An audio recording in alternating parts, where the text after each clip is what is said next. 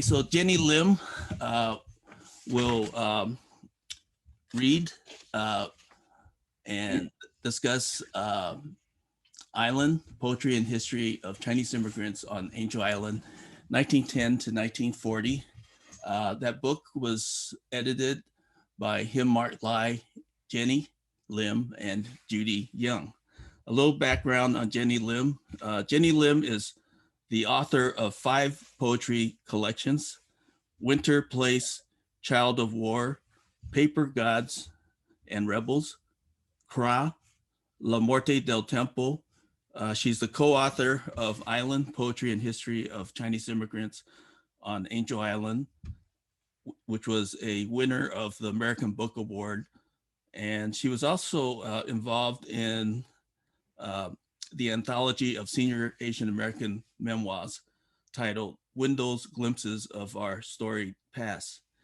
Genny is also author of the award-winning play Paper Angels, the first Asian American play that aired on PBS's American Playhouse in 1985, and which has been produced throughout the US, Canada, and China. She's also was the San Francisco Jazz Poet Laureate, I believe in the year 2017, okay? And next she'll be introducing Island, Poetry and History of Chinese Immigrants on Angel Island, 1910 to 1940. If you have questions related to her talk, please use the chat feature, which is on the bottom here, and we'll be taking questions at the end of her talk. Okay, so without further ado, Genny. Thank you, Harvey. Thank you so much for inviting me to speak with your class and to members of the community at 9 a.m. in the morning. It's an honor to do this because now that I'm retired, I don't have a congregate class to teach anymore. So it's very important for me to stay in touch with the people on the ground, the students who are undergoing distance learning and during the pandemic. And I just heard this morning that there was another attack on an Asian man. I don't know if you saw the news, but an Asian American man was going to the bank and he was again knocked down and robbed, knocked to the ground. I don't know his condition. It was in San Leandro. And according to the news report, he was missing, he was robbed of thousands of dollars. So these have become almost everyday occurrences. And I speak of it because it's fundamentally related to the whole reason why Judy Young, Him Mark Lai, and I were so committed to preserving the history of the Chinese who were detained on Angel Island.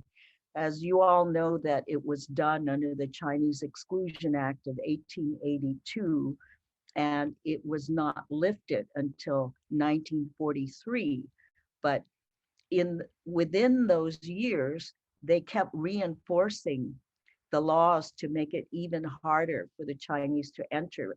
And in 1917, February 5th, 1917, they passed the Immigration Act, which designated Chinese and all non-whites actually as undesirables to enter into the US.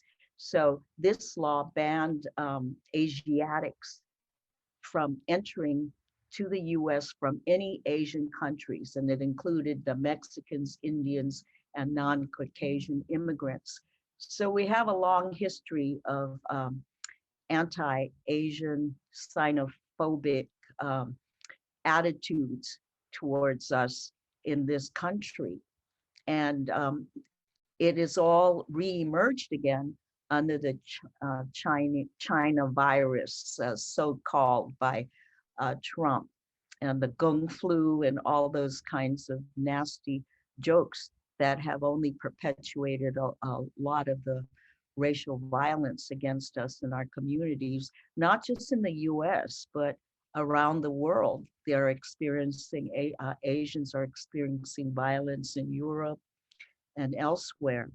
So when our first edition of Island, the one you saw the cover, that's the third edition. This was the first one, and we self-published it under the acronym HOC DOI, History of Chinese Detained on Island, which is HOC DOI is the term if you're old timers and speak my dialect, which is the Sayup dialect, Toisanese, which a great many of the immigrants coming into the US at that time from China spoke. And that dialect is very difficult for a lot of people to learn unless they're born into it.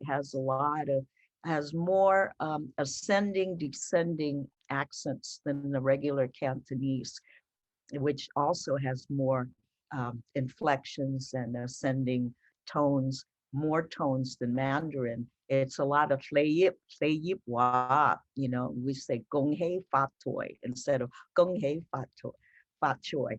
But anyway, so that's where the term hak doi came from. And the reason why we self-published was because we could not get any publishers, not even the university presses at that time, interested. And we were told that by the publishers that they don't handle foreign language books, because we wanted to publish the poetry in both I'll show you, in the Chinese alongside the English, because it was very important to us to make it accessible to our Chinese parents who didn't read English, as well as the American-born Chinese. So that was the target community.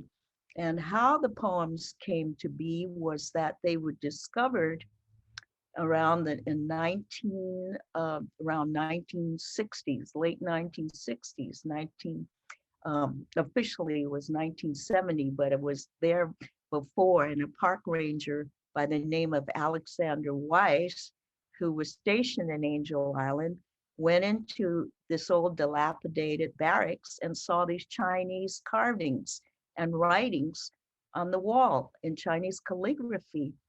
And he said, this is very curious. So it's just so happened that Alexander Weiss was taking a course, Asian American Studies course from George Araki at San Francisco State. So George Araki said, I wonder what those poems are about. And so he sent a photographer, Mark Takahashi, to the barracks, the old immigration detention barracks. I don't know how many of you have been there, but it's available for tours. Excuse me. And so Mark Takahashi went there and photographed every inch of the walls in the barracks where he saw writing. Some of them were written in ink, and some of them were carved. Excuse me. I have morning allergies. But so this first edition, Island, was self-published. And at that time, there was a bilingual Chinese-English newspaper called East-West Journal. And it was published by Gordon Lau, who was also a minister. And he taught English, taught Chinese to American-born. And he had this clever way of putting a character in every paper. Every day he would focus on a different Chinese character, and he would show the origin of that character in calligraphy, and then the full modern character, and so that you would understand the origins, the etymology of that character. And so he did that, but he was very dedicated to preserving the Chinese history in the US. And at that time, Judy Young, who passed away just very recently this last year in December, Um, she was the editor of the East-West newspaper. And him, Mark Lai, who was the second co-author of Island, was a Bechtel engineer. And he was doing his own lay, his history of Chinese American, basically the history of the Chinese American diaspora throughout the world. Every Chinatown, every Chinese community in the world was interesting to him. And he researched all of that, but particularly focusing on Chinese American history in the US. So he was publishing his articles, researching Chinese Americans at East West. Judy was the editor, and I had just returned from a stint in New York where I had lived for 6 years and was doing some volunteer reporting for Bridge Magazine in New York City. And I had come back to San Francisco. I had also worked for CBS News at the time as a broadcast journalist. And so my natural instinct was to, go to the East West and try to, volunteer to do some community reporting for them. So when the story broke about the poems on Angel Island, um, I guess Judy and Mark had the idea that we should, try to get out there and publish all those poems in the newspaper. And he would translate them. But the problem was him, Mark said, well, I'm not a poet, so I can translate them literally, but it's not going to sound like anything because I'm not a poet. So Judy knew me and said, well, Jenny's a poet. So that's how it came about. And then we went to the island and we had all the poems that we could find there. And it just so happened that Judy was also the librarian at the first Asian community library in Oakland. So she was truly a pioneer. And different old timers would go up to her and talk to her. And two of these old gentlemen, Tet Yi and Smiley Jan, happened to be former detainees on Angel Island. And so Smiley told Judy, I I got the poems, in a notebook. And she said, really, how did you get the poems? He goes, well, when I stayed there, I copied them all down in my notebook. And for some reason, they had the wherewithal, the wisdom to realize that these poems were going to be an important document of their existence as prisoners on Angel Island. And so if it wasn't for them, there would not have been the book, because they were the ones, the first ones to give us enough so that we could publish in one volume. And so we took the poems from both Tet Yi, who happened to be an interpreter um, at the island, and he copied them down, and we had both those collections, and then along with the Takahashi photos and what we could see, and we came up with these poems. So I will read a couple of them to you to give you a sense of what was on their minds, what was their experience on Angel Island. Leaving my Leaving behind my writing brush and removing my sword, I came to America. Who was to know 2 streams of tears would flow upon arriving here? If there comes a day when I will have attained my ambition and become successful, I will certainly behead the barbarians and spare not a single blade of grass. You see the anguish in this detainee. So it really flies in the face of the model minority myth, right? That the Chinese came here and, we're happy to be at the service of, uh, the dominant white culture. Now, this one was very angry about what he perceived was an unjust um, detainment. And um, this one is the one that is most. Can you see it? That's the best preserved one. It's beautifully carved, and it's in a small room that's outside of the dormitory. The big dormitory has, if you haven't been there, all that's left there are the poles, and then they have a standing exhibit there to simulate what it was. And that was, but now that they've renovated the whole place, they've actually returned the three-tiered berths.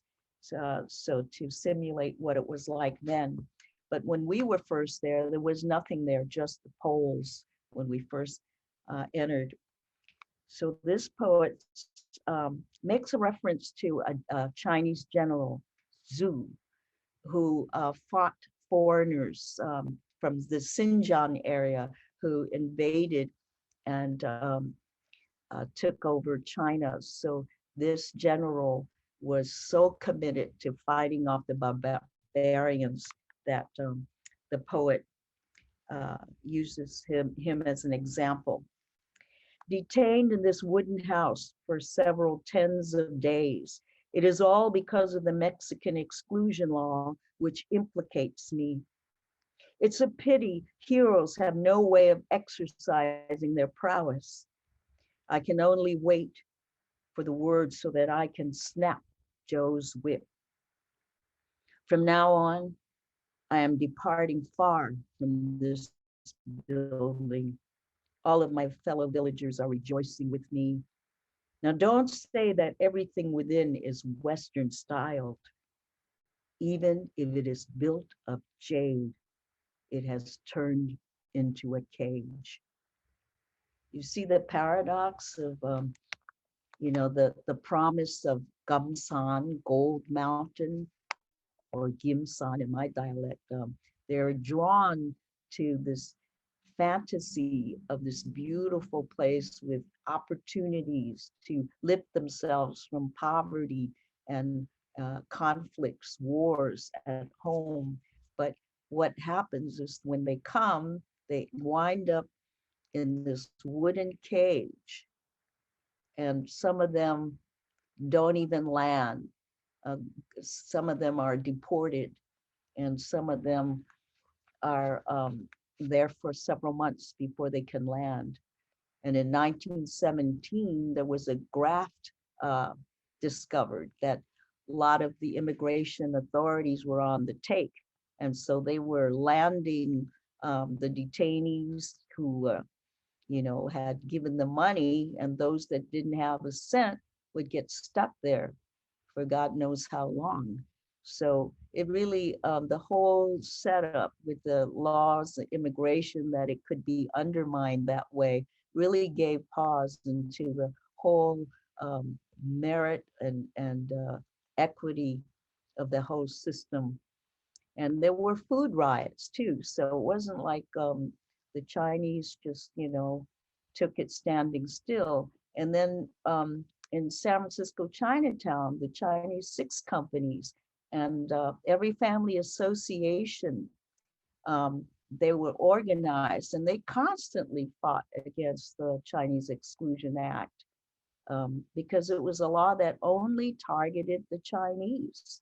There had never been a law that explicitly targeted any racial uh, ethnic group except the 1882 Exclusion Act. So why this history is so important is that a lot of this is kind of re-emerging again, and all it took was Trump to lift the lid on the Pandora's box to unleash all of the resentment that, a lot of these are working class whites, so the same type that you would find around the time of the Exclusion Act under Dennis Kearney, who blamed all the Chinese for taking away their jobs. And it was the same thing. What the Chinese did was they did all the, the hard work, the menial work, working in the farms, bending over and picking artichokes, things like that, dredging the swampland, working. Good hundreds of Chinese laborers were the ones that, if you go to the Christian Brothers, they're the ones that,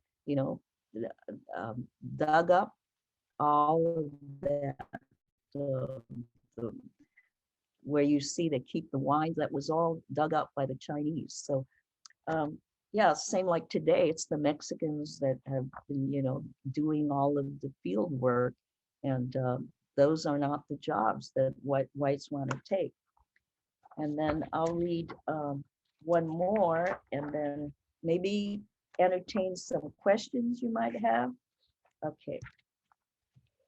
There are tens of thousands of poems composed on these walls.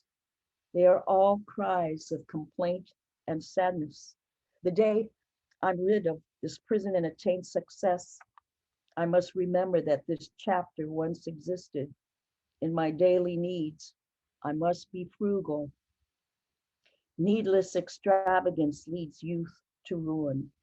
All my compatriots should please be mindful. Once you have some small gains, return home early. By one from Shangshan. I don't know. That's a Mandarin spelling. But what I want to also say before I open it up to questions is that all these poems are written by teenagers.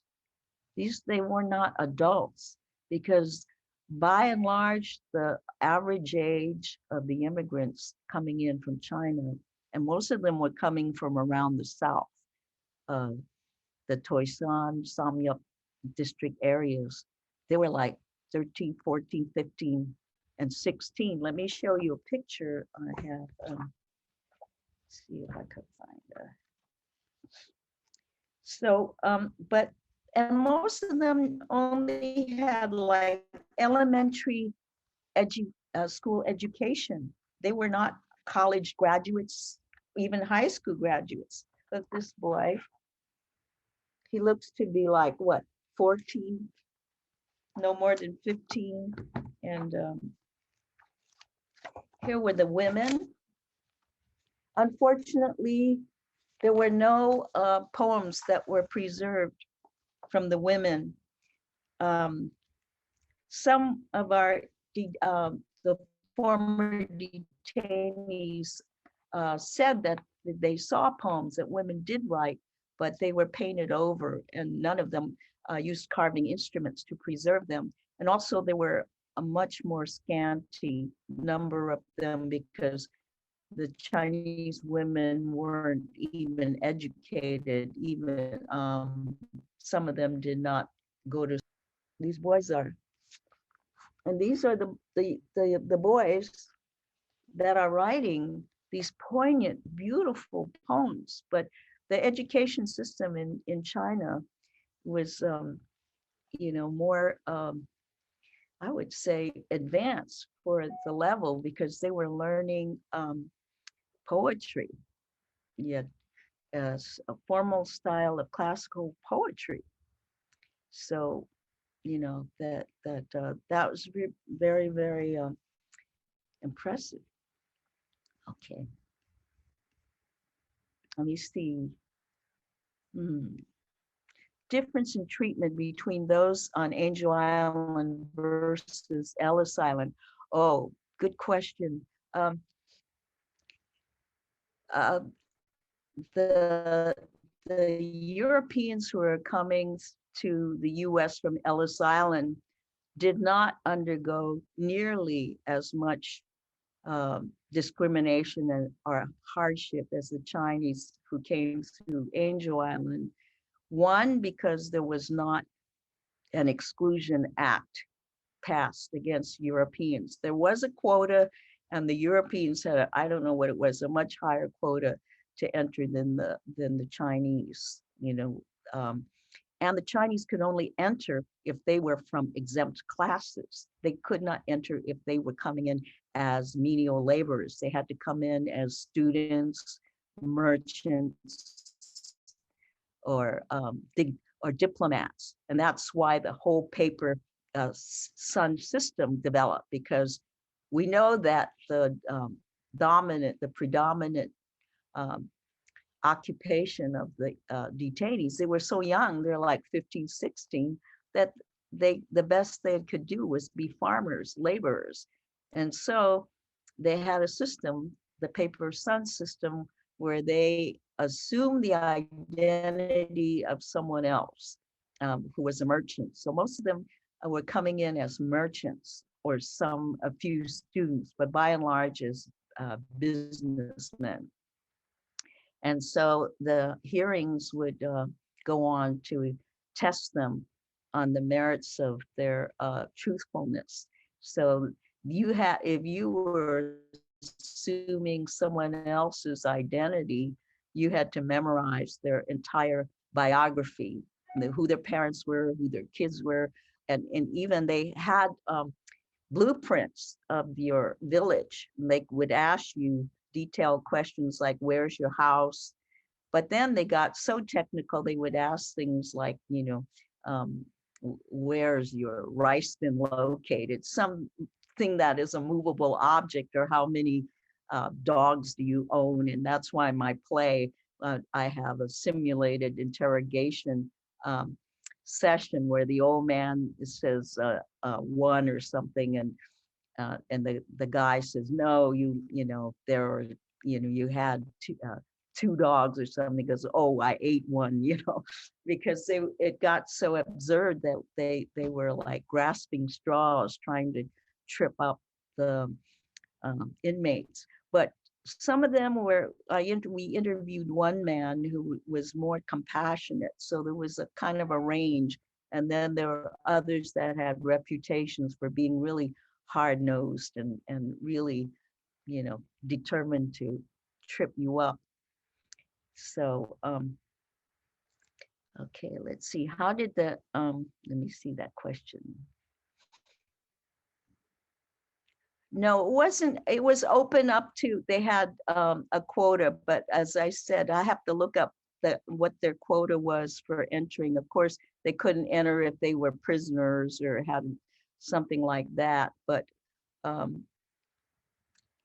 let's see, I suspect that many of those teenagers on Angel Island were paper sons. I know my father was one of them, and he came over as a paper son, as did a lot of people in his generation. True, Jennifer. A lot of them actually went and changed their names back to their original real names. But then during the confession program, but a lot of the former Chinese detainees didn't trust the system, because they knew that, and my father was one that didn't trust the system, but he was actually a Lim, so he didn't have to change his name. Although my grandfather was like going back and forth and bringing over paper sons. So he brought a lot of people over, and then he ended up getting deported one time, and then my father was stuck here as a young boy with no parents. So, he was very bitter about that being abandoned in the U.S. Yeah. Jennifer says, my father changed his name, but he was working for the Postal Service at the time, and it cost him his job. Yes, exactly. That's what I'm saying. My father didn't trust that, because, yeah, there was, the government was not to be trusted. Are there still records of the people process? Oh, yes. You should go to San Bruno archives, National Archives, and you could look up I did, and I found out I was able to even get the transcripts, copies of the transcripts of my father's and grandfather's interrogation hearings. And they're really interesting, the kind of questions they'll ask. Oh, does your wife have bound feet? How many kids, does she have? Does she have a birthmark, on her face? All kinds of questions like that. And so I have one, uh, I have actually about 3 or 4 of them for different people, not just my father. So I was like trying to figure out the mystery of all these transcripts. And I assumed that they were transcripts of relatives that my grandfather had brought over. But because my grandfather um, brought over other clan members, he gave up the opportunity for my sisters to enter. I mean, he made my father, he declared the daughters so that they couldn't come over until many years later. They would sell a female slot to a prospective male buyer that matched the same age. Yeah, so it really kind of created a lot of turmoil and separation in people's families. Um, what intergenerational trauma was caused, and how did the Angel Island movement become a catharsis for the community? Yeah, um, it that was one of the traumas, was that children, classmates I went to school with, found out that their names were not, like Dong, or that they were actually Yis and not Fongs. And then one day they would come to school with their names changed, and we go, what's up with that? And with that, that created a lot of confusion about identity, because you say, well, then if I'm not a Fong, then what is my genealogy? Who are my real grandparents, and where did they come from? I thought we were from Shandong, and actually turns out that we were from Toisan, and on and on and on. And yeah, and the confessional program complicated things even further, because the half the community was so paranoid. I know even interviewing my mother caused a fury in my family. My father, was really freaked out that we were doing this book and that we were exposing everyone's identities and everybody's stories, because he was really mistrustful of the US government, you know, um, even though he voted later on, but he did not trust at all. He says, you never know, they can just swoop us up. In fact, they called the police Look Yi, because the immigration authorities wore green, and they were known to come into the communities and do sweeps of what they called, the illegals, and deport them. That they did that. So he was always fearful of that day. One day they would knock on our door, and when we were bad, my mother would say, "Look, the the green people are going to come and get you if you don't behave." So that persisted for a long time with the old timers, and I always thought that they were so. I thought they were apathetic, apolitical, and indifferent, and didn't want to engage with the mainstream society because they're just too, just too antisocial. But there was a reason for their anti-socialism. It was because they had memories of those days when you couldn't even leave Chinatown without being pelted or stoned. Even when I was growing up, we were one of the first Chinese families to live in North Beach, Chinatown. And when we went to school, we had go to I had to walk to Francisco Junior High School. It was then, and on the way back, we had to pass St. Peter and Paul's Parochial School. And every time they would, yell racial epithets at us and throw, rocks and things. So, and our neighbors were Italian. And one day, um, they threw a pitcher of water. They poured it on me when I was playing in the alley. And I ran home crying, and then my sisters came to defend me and started banging on their door. And then it was this whole thing, and the grandmother came, said she was going to call the police.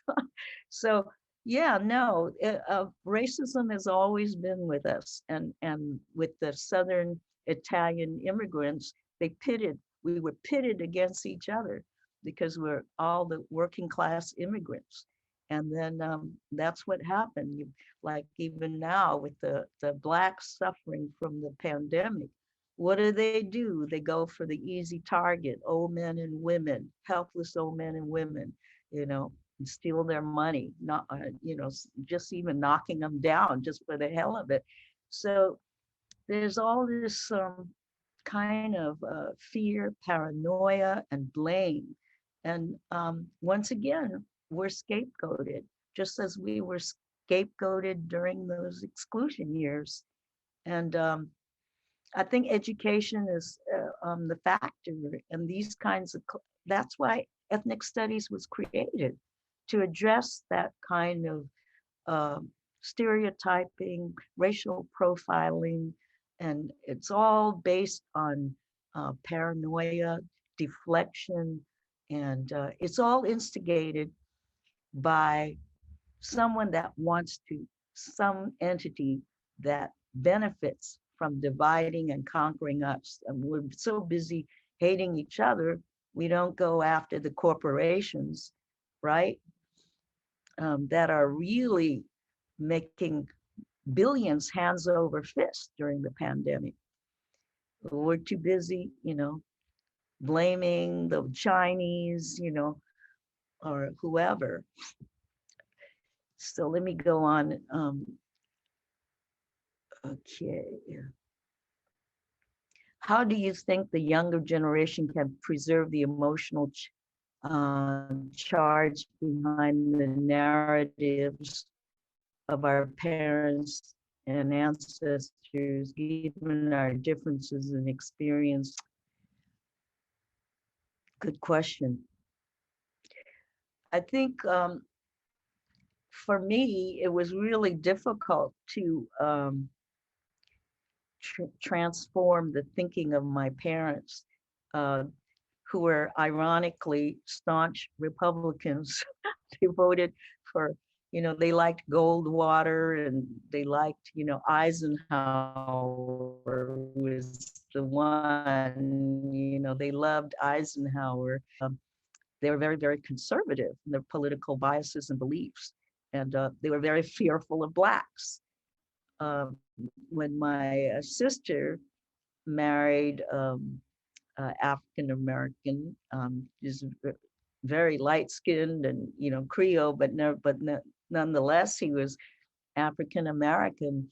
Oh, that was like unheard of. This was really back in the 70s, where you didn't do that sort of thing. And my father just said, I'll never be able to hold my head up in Chinatown again. That's how difficult it was for him to accept interracial, interracial marriage in his own family. And she suffered greatly because of that. And during the Chinese dinner, she had to sit separately from the family with her daughter. Yeah. So maybe there wasn't enough room at the table, but still in all. So I would take my bowl and go sit with her. So it's really difficult to deal with that kind of prejudice. And to change the narrative, you can only do so much until they have to grapple with it themselves and embrace it themselves and come to terms with their own fears and racism. But if you try to please them, you're going to lose sight of your own soul and your own life and your own goals. So that's the whole intergenerational conflict and generation gap.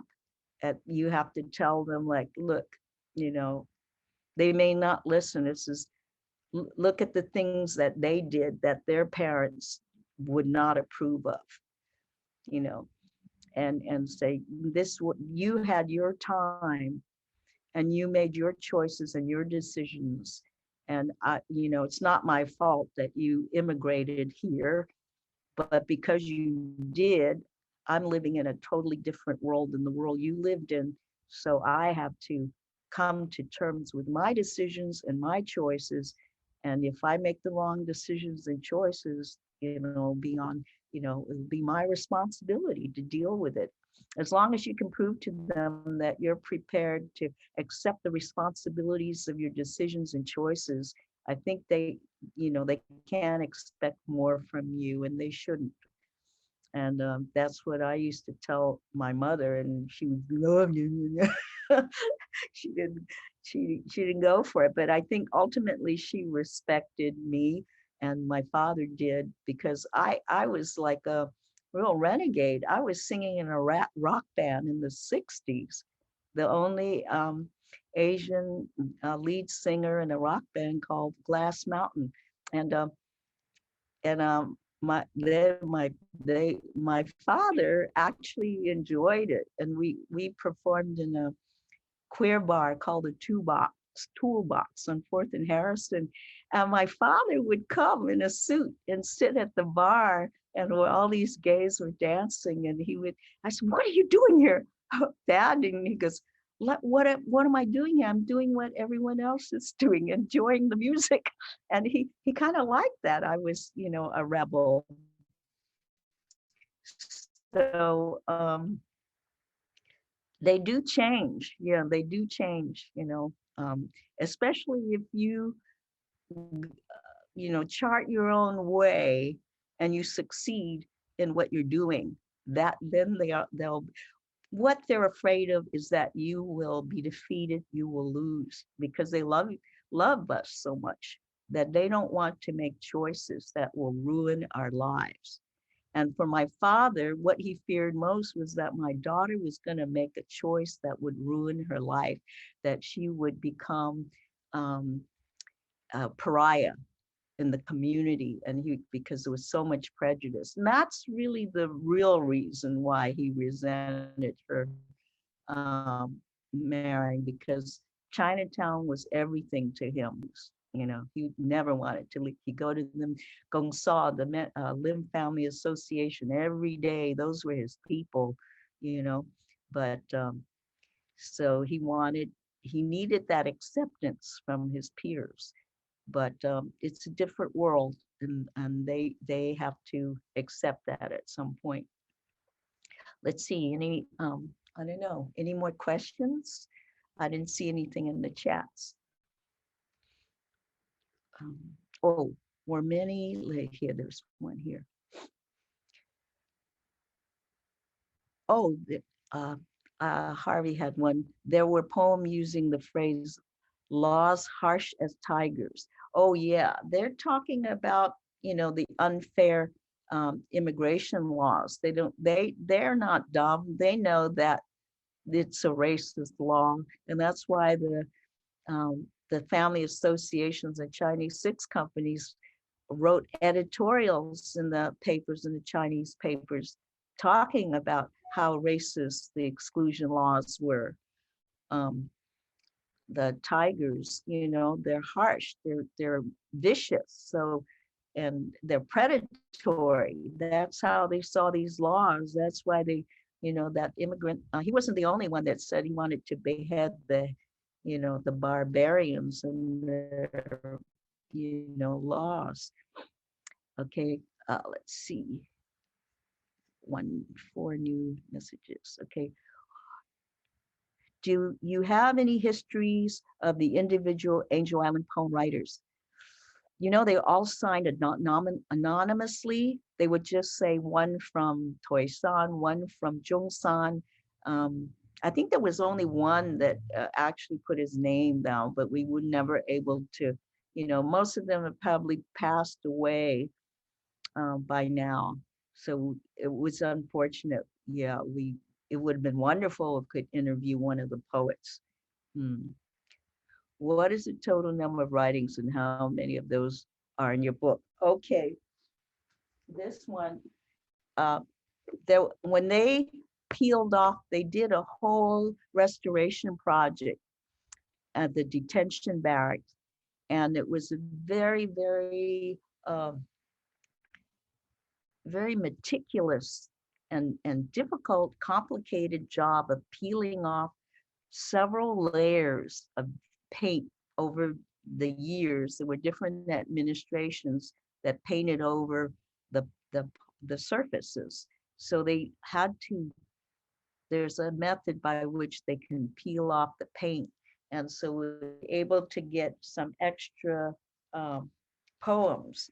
In this book, there's like, you know, probably I would say about maybe almost, there were probably over around 200 poems. I don't know exactly how many I forget, 100, and we have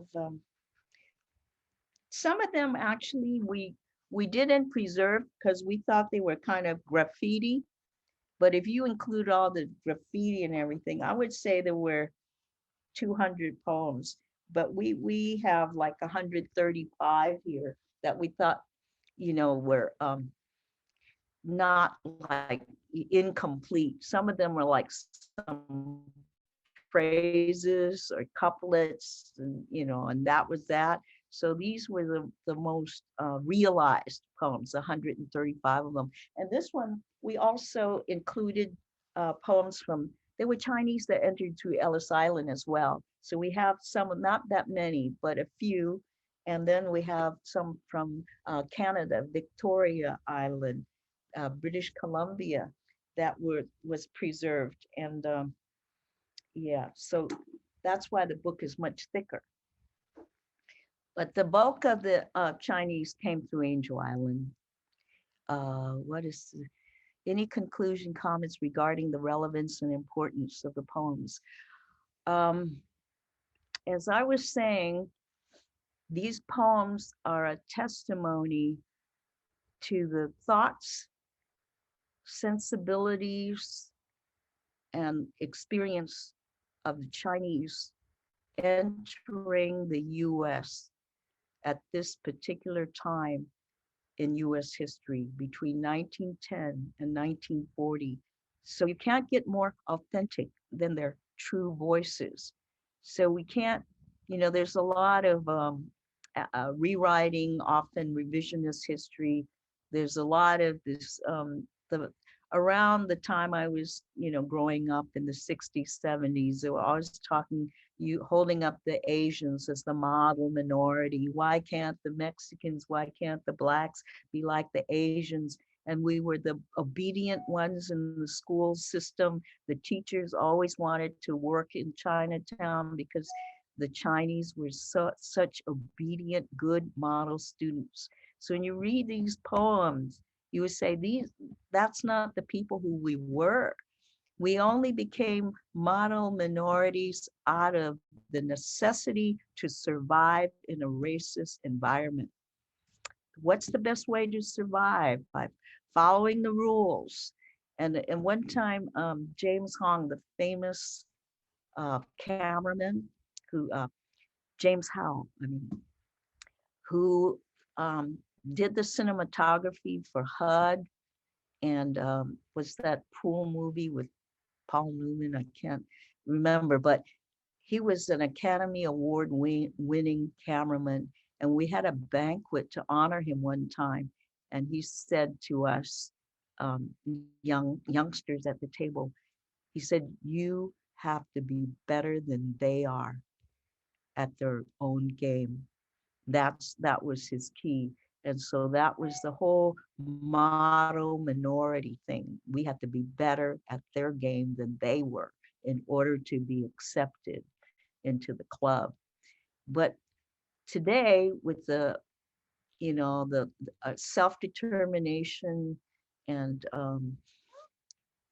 affirmative action and and self-empowerment, we don't have to compete against them. I think we have to change the narrative to being the best of who we are.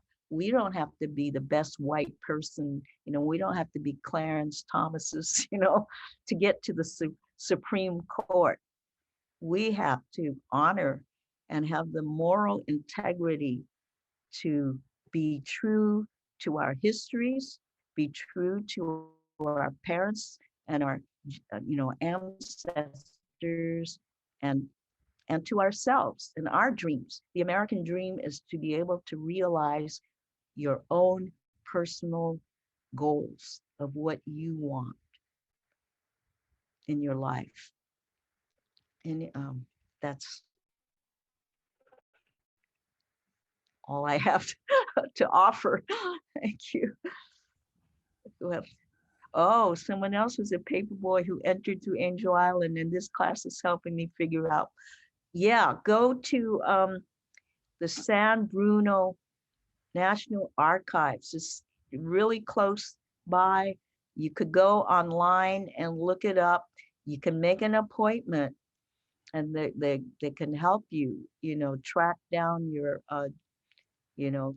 genealogy that way through finding out how your, ancestors entered. And then there's Ellis Island too. I actually, at one point during the whole thing of the Angel Island preserving the history, went to the National Archives in DC. They don't let you take anything out of there, but you can, like, some things you could photocopy. So that was really interesting. And now with the pandemic, you can probably get a lot of those things through the website. So it's well worth the hunt. Thank you so much for your time and attention, and to Harvey and all the sponsors of this his series for allowing me to share with you some of my thoughts on Angel Island history and its relevance to what's happening here today on the ground. Good luck to you all, and prevail. Truth prevails. Thank you. Thank you, Genny, You're for welcome. your presentation. You're welcome, Harvey. Yeah, the poetry was actually a voice of a generation that was actually my grandpa's generation, but it had deep influences um, on my generation, because we would not have known how people thought and how they resisted if those poems were not preserved. So just imagine, the power of words, and poetry is very important for us today. Okay. It has a lot to do with the theme of resistance, cultural resistance.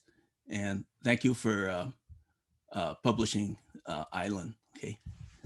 Next week, we'll have Bruce Kwan, who will talk about 5 generations of his family, who was actually his great grandfather was active in the building of Oakland Chinatown after the 1906 earthquake and fire. So it's the same Zoom address, same time next Wednesday. So we'll see you all then.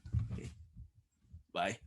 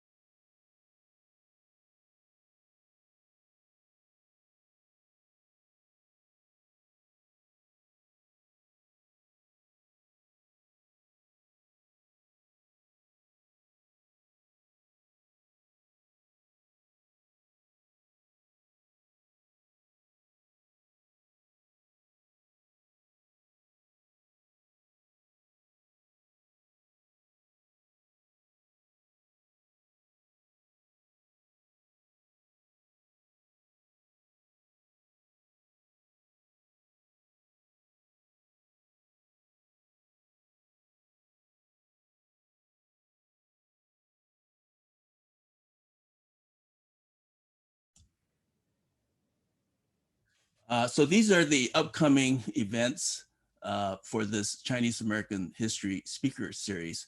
And then very last on this list are student group projects. They'll be doing podcast interviews with community members. And we have 10 podcast projects going on on different topics, such as chop suey, the pandemic, and racism against Chinese Americans, uh, and environmental justice, and other topics. Okay, so that'll be May 7th, Friday, 1 p.m. to 3 p.m. Okay. Today's event is sponsored by Asian American and Asian Diaspora Studies with support from the Chinese Alumni Association chapter of UC Berkeley, and also the Ethnic Studies Change Maker program. I also want to acknowledge the fact that UC Berkeley is in the East Bay, and the East Bay is on unceded Huichin Ohlone lands.